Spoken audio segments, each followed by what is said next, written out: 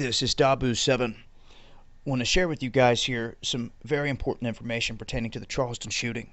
And for those awake out there, no doubt this is going to set off alarm bells big time.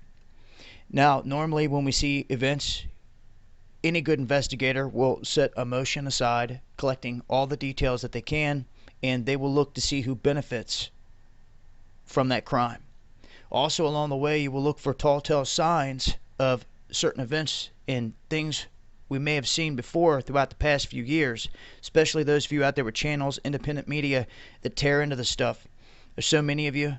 I mean, this is what we do, and you know as well as I do that, like with the Boston bombing and all these other events, when you see that these events go down right smack dab in the middle of a drill, the flags just start flying.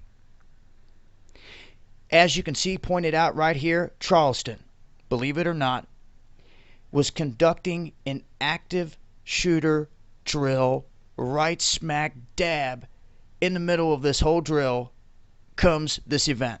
It was going down the 15th to the 19th, right in the middle. We have the shooting in Charleston. So once again, ladies and gentlemen, I want you to understand that we have an event as big as they're blowing it up in the mainstream media. People wondering why FBI was there just boom like lightning. Well, they were all there already. They were all there in position in Charleston conducting an active shooter drill, and this was right in the middle of it. There's no beating around the bush about it. There's no making excuses about it. It's the facts. They were all there prepared for this exact situation.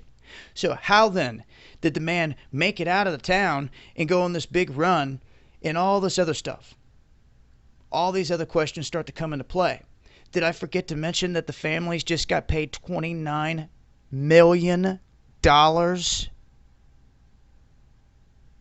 And people were pointing out these images of the hand gesture, pyramid signs, everything else. And I started to ask the question, who is taking these photos? Because that's big time. It's a common sense factor that if you want to get the truth, you're going to want to know who's behind that camera. And lo and behold, we come to find out that a person they're saying is involved in this was his roommate.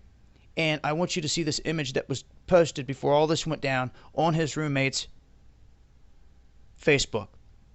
As you can see, two left hands, a black and a white hand, reaching for each other with guns.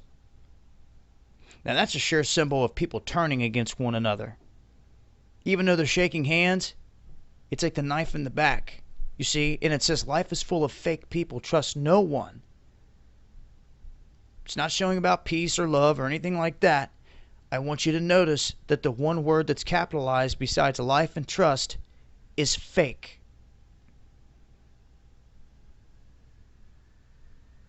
And this is what we have here. The latest in this Charleston shooting. Make of it what you will. This isn't taking away from anything else out there that we've come across, adding to it and showing proof.